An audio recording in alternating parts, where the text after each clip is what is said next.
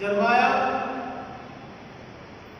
Old testament, यिर्मयाह chapter 15 verse 15, यिर्मयाह की पुस्तक उसका 15वां अध्याय और 15वां पद हमने बात पढ़ा है। मैं 15वें पद में कुछ एक लाइन पढ़ देता हूँ। यहोवा तू तो जानता है, मुझे स्मरण कर और मेरी सुधि लेकर, मेरे सताने वालों में से मेरा पलटा ले। आइए हम प्रार्थना करें। धन्यवाद के दौरान आपके नाम को महिमा को प्रकट करते हैं। प्रभु यीशु मसीह जो हमारा उद्धार करता है, हमारी सुधि ले पिता, नाम धराई जो करिए पिता, हमारे जीवन की अनुग्रह के द्वारा अपने प्रिय बेटे और पुत्र के नाम के माध्यम के द्वारा पिता हमारे जीवन को छूकर स्पर्श करता है। सो धन्यवाद देते पिता। विरोध बहुत है, विरोध की पिता पर नहीं सुन पर तब भी तुम्हारे आत्मिक जीवन को संभालता है। इस बात को प्रार्थना के उत्तर उद्धार करता बेटे प्रभु यीशु मसीह के नाम से मांगते हैं, आमीन। तो परमेश्वर का वचन यिर्मयाह की पुस्तक उसके 15वें अध्याय और 15 से 16 पदों के बीच में जब पढ़ा गया, यहाँ पे हमारा दोबारा फिर से परमेश्वर से यिर्मयाह प्रार्थना करता है। दोबारा फिर से परमेश्वर के तहत बने रहने के लिए वो विनती करता है। इस्राएली लोग जो परमेश्वर के विरोध में थे या कुड़कुड़ाते या बड़बड़ाते थे, जो परमेश्वर से दूर हो गए थे, अब यिर्मयाह चाहता है कि उसकी प्रार्थना के माध्यम के द्वारा तो दोबारा फिर से परमेश्वर के प्रेम में बने रहने पाए। परमेश्वर का वचन दोबारा फिर से हमारा और आपके जीवन में निरंतर कार्य करता है। और आज के समय परिस्थितियों के दौरान भी हम इसी प्रकार से देखते हैं, बहुत सी ऐसी विरोधी आत्माएं हमको और आपको परमेश्वर के प्रेम से दूर करती है और उनका जीवन जिस प्रकार से बीतता है वो विरोध में बीतता है। और ऐसे कई जातियां हैं, कई ऐसे लोग हैं, उनका जीवन विरोध में इस प्रकार से प्रकट होता है, जहाँ पे हम हमारे जीवन में विश्वास की कमी के माध्यम के द्वारा शैतान हमारे जीवन को दबाना मांगता है। और जो विरोध है वो स्वाभाविक है, सोचा समझा गया एक कारण है, सोचा गया या समझा गया या बनाया गया एक रणनीति है, इसके माध्यम के द्वारा हमारे जीवन में विरोध उत्पन्न होता है। और यिर्मयाह की पुस्तक इसी बात के लिए प्रेरित करती है कि हम दोबारा फिर से परमेश्वर तेरे मध्य में बसना चाहते हैं। दोबारा फिर से आपकी शांति हमारे जीवन में बनी रहे, इस बात के लिए हम प्रार्थना करते हैं। हम जो तुझसे दूर हो गए थे, ये विरोध क्यों हो रहा है? कारण होता है ना, विरोध क्यों हो रहा है? क्योंकि हमने हमारे मसीह को त्याग दिया है। इसलिए विरोध दूसरी जातियां लोग हमारे जीवन के ऊपर हावी होती है, क्योंकि हमने प्रार्थना करना छोड़ दिया है। इस समय के दौरान क्या कारण है इस विरोध का? वचन के विरोध का कारण क्या है? क्योंकि हमने प्रार्थना करना छोड़ दिया है। बदवाई में जाने का कारण क्या था? बदवाई में जाने का कारण केवल एक ही है कि हम लोगों ने प्रार्थना करना छोड़ दिया है।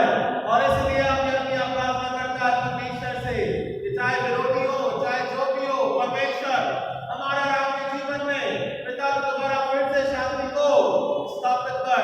सो हम परमेश्वर के वचन या उसमें जीवन है, परमेश्वर का वचन है, उसका जीवन है, उसका हम किस प्रकार से अपने जीवन को प्राप्त करने पाते हैं, या वचन पर आधारित हमारा किस प्रकार से विश्वास केंद्रित करने पाते हैं, इस बात के तहत हम कुछ बातों के रूप में वर्णन करेंगे। और इसीलिए परमेश्वर का वचन एक जीवन के रूप में प्रकट होता है। यहाँ पे यिर्मयाह और उसके 16वें पद में लिखा है, जब तेरे वचन मेरे पास पहुंचा तब मैंने उन्हें मानो खा लिया, और तेरे वचन मेरे मन में हर्ष और आनंद का कारण होता है। जब परमेश्वर का वचन हमारे जीवन में प्रकट होता है, जब हम प्रार्थना करते हैं, जब हम विनती करते हैं, जब हम उसे ग्रहण करते हैं, जब हम उसे अपने जीवन में अपनाते हैं, तब वो हमारे जीवन में आनंद को प्रकट करता है। ये वही वचन है जिसके माध्यम के द्वारा हमारे जीवन को बीतना बहुत जरूरी है, या व्यतीत करना बहुत जरूरी है। जीवन के वचन के आधारित हमारा जीवन स्थिर रहना बहुत जरूरी है, क्योंकि हमने प्रार्थना करना, वचन को पढ़ना नहीं पढ़ा है।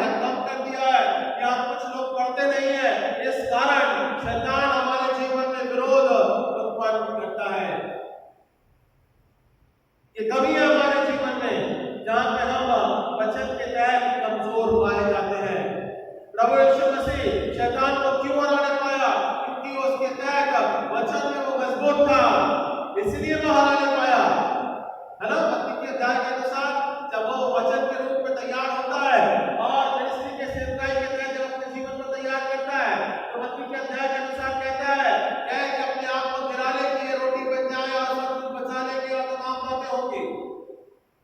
और परमेश्वर का वचन क्या बोलता है? परमेश्वर का वचन बोलता है अपने परमेश्वर की परीक्षा मत ले, विश्वास और उसके जीवन में अपने जीवन को केंद्र आधारित कर, क्योंकि वही एक जीता परमेश्वर है। वो आज परमेश्वर के तहत अपने जीवन को स्थिर करने पाता है। वो क्यों करने पाया? क्योंकि वो विश्वास रखता है कि परमेश्वर का कहा हुआ वचन और निरंतर हमारे जीवन को बदल देता है। और प्रभु यीशु मसीह के विश्वास का दृढ़ीकरण इतना था कि मैं अपनी आत्मा तेरे हाथों में सौंपता हूं, उसको लेने और देने का दोनों का अधिकार मेरे पास में ठहराया। ये वचन है जिसके द्वारा प्रभु यीशु बात करता है।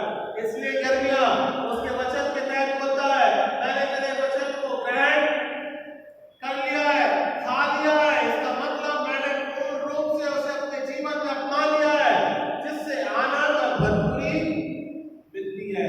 सो वचन की कमी अगर हमारे पास में रहेगी, तो वचन की कमी जब रहेगी तब हम शैतान की प्रबलता से हमारे जीवन में कार्य करेगा। और जब वचन हम पढ़ते हैं तो शैतान उसकी प्रबलता से कार्य नहीं करता है। यही विश्वास की दशा है। हम और आप विश्वास की दशा में जब रहते हैं तो वचन को पढ़ना बहुत जरूरी है।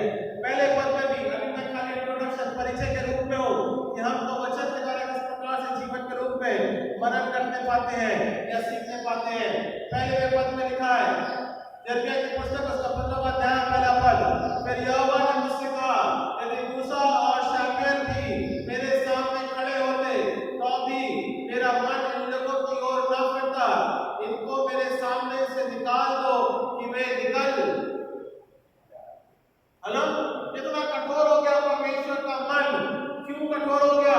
क्योंकि चाहे मूसा या इब्राहिम की प्रार्थना करे, शमूएल की प्रार्थना करे, तो भी मैं इनकी कभी नहीं सुनूंगा। मैं इतना कठोर हो गया था परमेश्वर का मन, क्योंकि उन्होंने परमेश्वर के वचन के ऊपर, परमेश्वर की बातों के ऊपर मन, उससे वो भटक गए।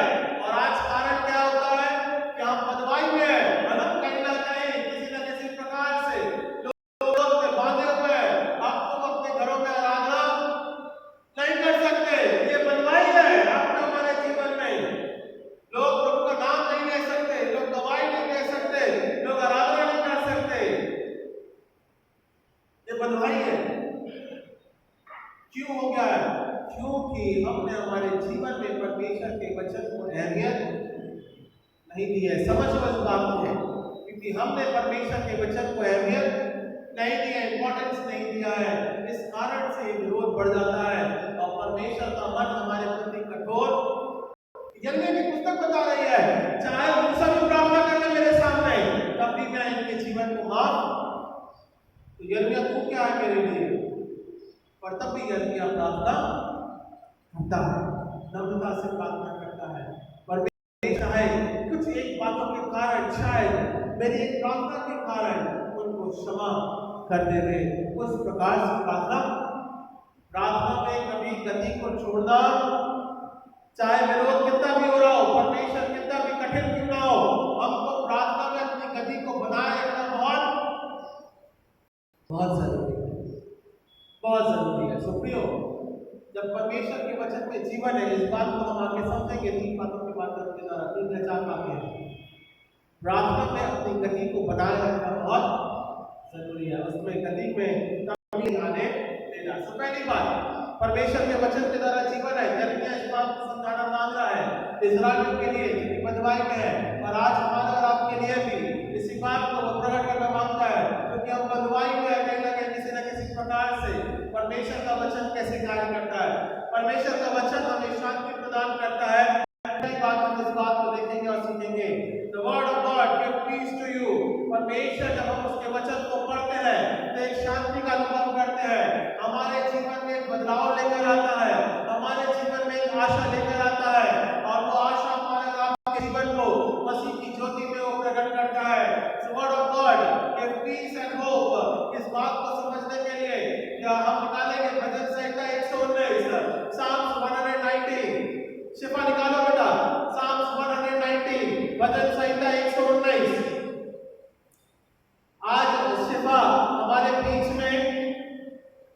भजन संहिता 119 पढ़ेंगे 49 वर्स 49 टू 50 दो ही पद हैं।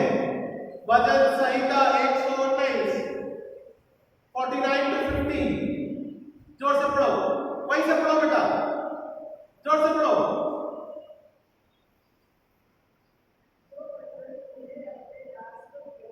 जो वचन तूने अपने दास को दिया है उसे स्मरण कर। Remember that the word God has given to your servant। प्रभु परमेश्वर ने जो वचन 10 आज्ञाओं के रूप में या प्रभु यीशु मसीह का वचन नए नियम के रूप में या पुराने नियम के रूप में जो भी वचन जो मैंने तुझे तेरे दास को दिया है उसको तू क्या कर, स्मरण कर। Remember that word। मसीह के तहत अपने जीवन के वचन को स्मरण कर। और क्या लिखा हुआ है? क्योंकि तूने मुझे आशा दी है। वचन का पहला कार्य क्या है? हमें आशा प्रदान करता है। यदि हम प्रार्थना करते हैं और मांगने की अगर प्रार्थना रहती है, धन्यवाद की प्रार्थना रहती है, भलाई की प्रार्थना रहती है, कठिनाई की प्रार्थना रहती है। और दाऊद राजा जब 119 भजन लिख रहा है या भजन जो भी जिस प्रकार से लिख रहा है वो आनंद का समय नहीं था, वो उस गुफा में शाऊल के माध्यम के द्वारा छिपा हुआ था, क्योंकि शाऊल उसके जीवन को घात करने में लगा है। और उसने बोला मैं खाली बैठा हूं, मैं क्या करूं? लल्ले से हेलो, दाऊद राजा क्या बोलता है? मैं खाली बैठा हूं, रो रहा है ना। और ना हेलो, दाऊद राजा क्या बोल रहा है? ना शाऊल भाग रहा है, ठीक है, शाऊल भाग रहा है। किसके पीछे भाग रहा है? दाऊद के पीछे भाग रहा है। पुराने नियम का अनुसार है, नए नियम के अनुसार है कैसा? ओके, तो शाऊल क्या कर रहा है? भाग रहा है दाऊद के पीछे। क्यों भाग रहा है? बाबा इसको कैसे राजा बना दिया? हेलो, और ऐसी बात नहीं है, एक ने उसको भी आशीष दिया, बाबा तुम राजा बना, पर काम ही ऐसे करे।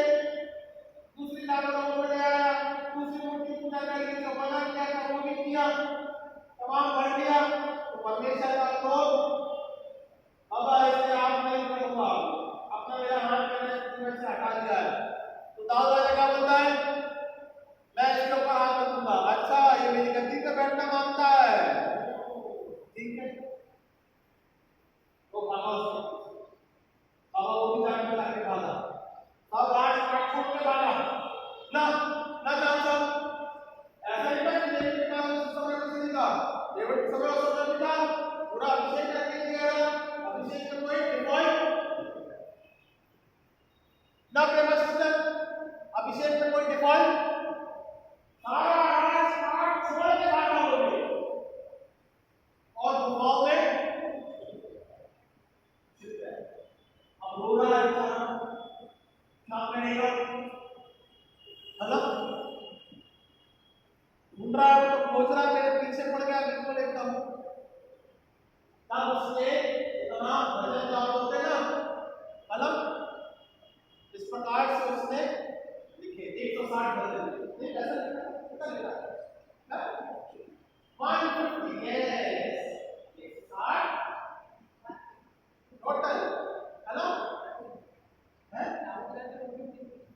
हाँ, मालूम है।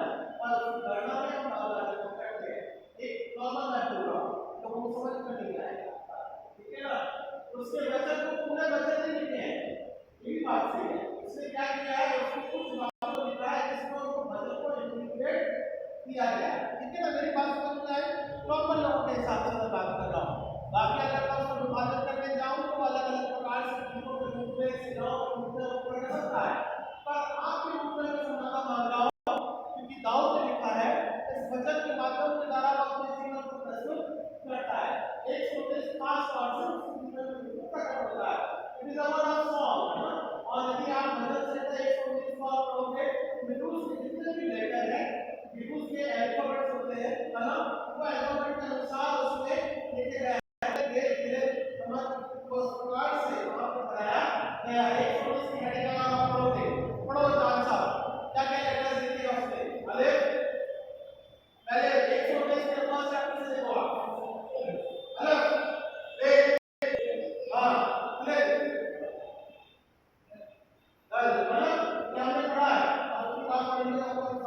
जाना पड़ा है, तो अपनी पढ़ी हुई है। ठीक है, आप कह रहे हो साधारण रूप से ये जितने भी आप हिंदू का अगर आप सीखना मानते हो, हिंदू का पढ़ना मानते हो, तो पहले अल्फाबेट को याद करना बहुत, एबीसीडी को याद करना बहुत। आपके बाइबल में हिंदू पैटर्न का वर्ड अल्फाबेट लिखा हुआ है 129 पैटर्न के अनुसार, तो उसको आप पढ़ोगे, पहले अल्फाबेट आप याद करो और फिर उसके बाद में उसके पैटर्न के अनुसार आप उसे आप हिंदू में आप ट्रांसलेट कर। ठीक है, ये बात समझ में आ गई। तो कहने का मतलब है जितने भी भजन परमेश्वर के भागवत सुनाया जब उसने कहा है, तब वो खाली बैठा था, उसमें चिंता कर रहा था मैं क्या करूं परमेश्वर, और उसने रोते रोते एक भजनों को उसने लिखा। मैं धन्यवाद देता हूँ यहोवा मेरा चल रहा है, तू मेरे साथ चौपाई के ऊपर उपाय करता है, तू चौपान के रूप में है और तू मैं अपने को लगाऊंगा, मुझे साधना से मिलेगी, तो यहोवा मेरे घर में चल रहा है, यहोवा मेरे जीवन को बढ़ाने वाला परमेश्वर है। तमाम ऐसी बातों को भजनों को उसने अंकित किया, कहने का तात्पर्य है। ठीक है ना, मेरी बात समझ में आ गई? ठीक है ना, हर एक भजन को जो कि लिखा गया है, यदि मानो किसी ने और ने उसको इंटरप्रेट करके लिखा है और उसमें से कुछ बातें नाव की गलती नहीं थी, उसको भी उसने भजन में डाला गया है ना, उसको कोलैबोरेट करके लिखा गया है ना। इस बात को मैं समझता हूं कि बहुत सी ऐसी बातें हैं जिसका लिखी है और उन्होंने अपने तरीके से लिखा है, और उन्होंने जहां से उठाया कुछ वर्ड्स कुछ वर्सेस को उठाया है वो दाऊद के भजन में से ही उठाया, तो ऐसा कहने का मतलब है। सो हम यहाँ पे इस बात को देखते हैं कि वाकई में दाऊद राजा परेशान था और दाऊद राजा अपने जीवन में समस्याओं से घिरा हुआ था। तो हम भी हमारे जीवन में, कहने का मतलब है आज वर्तमान में हम दाऊद राजा के समान परिस्थितियों में घिरे, मेरा समझाने का तात्पर्य है आज विरोध बहुत है, समस्याओं से हम घिरे हुए हैं, हम हमारे घर में इबादत नहीं करने पाते हैं, हम आराधना नहीं करने पाते हैं, लोग इसका भी विरोध करते हैं और तमाम बातों के तहत इल्जाम और विरोध के रूप में प्रकट होता है। Are you understanding me? क्या मेरी बातें समझ में आ रही है?